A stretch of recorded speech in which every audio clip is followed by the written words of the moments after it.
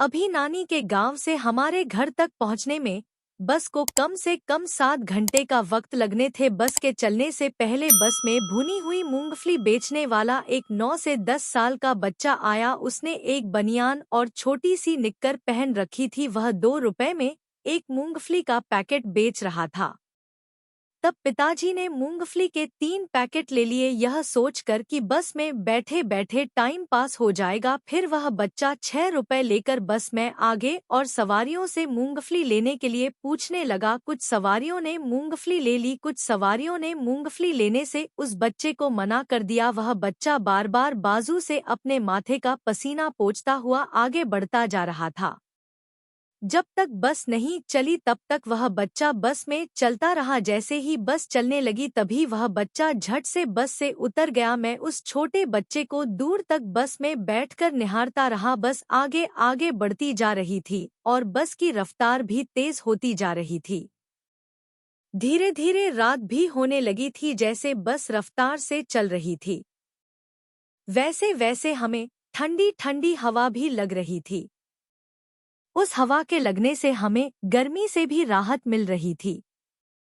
अब रात के 10:45 हो चुके थे और हम सबको भूख भी लगने लगी थी। फिर मेरी बड़ी बहन राधा ने माँ से खाना खाने के लिए कहा। माँ ने खाने के थैले में से नानी की बनाई हुई रोटियां और आम का अचार निकाला और हम सबको खाने के लिए दिया। जैसे ही हमने खाना शुरू किया वैसे ही हमें अपनी नानी की याद आने लगी, लेकिन फिर भी हमने नानी को याद करते हुए खाना खा लिया था।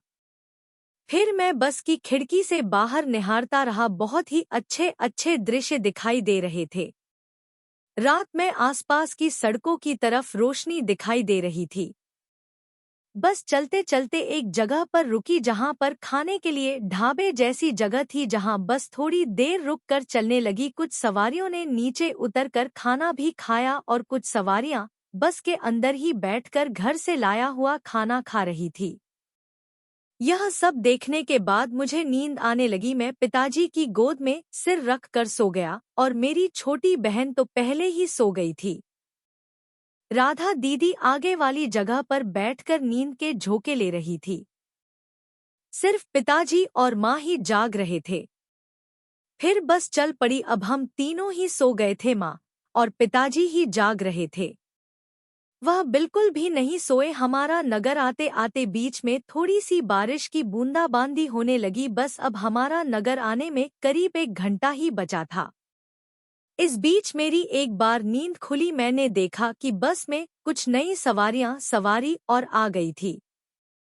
यह सब देखते देखते हैं मुझे फिर से नींद आने लगी। मेरी आंख फिर से लग गई। मैं गहरी नींद में सो गया। कुछ देर के लिए माँ भी सो गई, पर पिताजी जरा सी भी देर के लिए नहीं सोए। फिर जब मेरी आंख खुली तब तक मेरा नगर आ चुका था।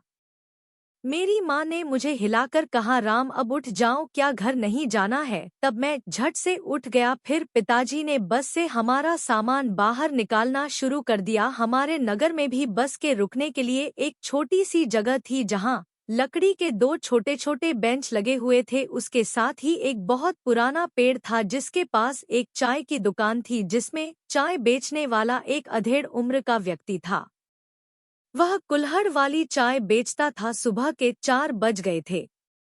मेरी छोटी बहन रानी भी माँ की गोद में थी। फिर मैंने उसको भी जगा दिया और हम सब इस लकड़ी के बेंच पर बैठ गए। पिताजी ने हम सबको कुल्हड़ वाली चाय पीने को दी ताकि हम सब ठीक से जाग जाएं और हमारी थकावट भी दूर हो जाए। चाय बहुत ही स्वादिष्ट थी।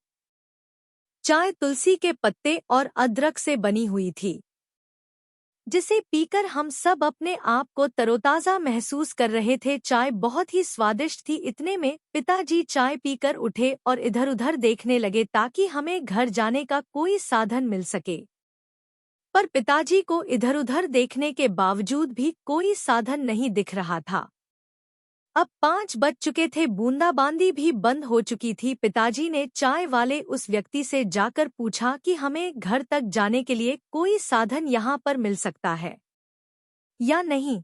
अब उस चाय वाले ने बताया कि सुबह होने तक यहाँ पर आपको कोई साधन नहीं मिल सकता। फिर पिताजी मायूस होकर मेरी माँ से कहने लगे, लगता है कि हमें भोर होने तक यहाँ बैठकर किसी साधन का इंतजार करना होगा।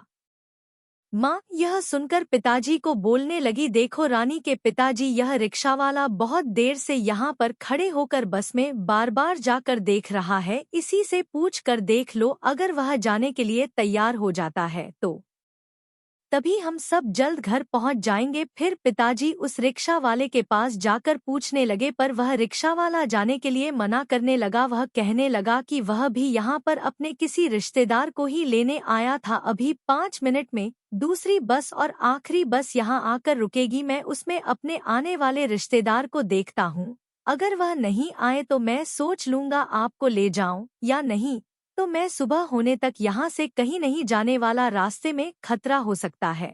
रिक्शे वाले के यह बोलने पर पिताजी फिर से माँ की बगल में आकर बैठ गए और उन्हें बताने लगे उस रिक्शे वाले ने क्या कहा है। माँ कहने लगी, तब तो हमें थोड़ी देर और इंतजार करना पड़ेगा, यही सही होगा। अगर हमारी किस्मत में इस रिक्शा वाले के साथ जाना लिखा है तो वह चले जाएंगे, नहीं तो सुबह होने तक यही बैठना पड़ेगा। माँ के यह बोलते ही दूसरी बस यहाँ पर आ गई। दूसरी बस में सवारियाँ बहुत कम थी, वह रिक्शा वाला झट से बस में चढ़ गया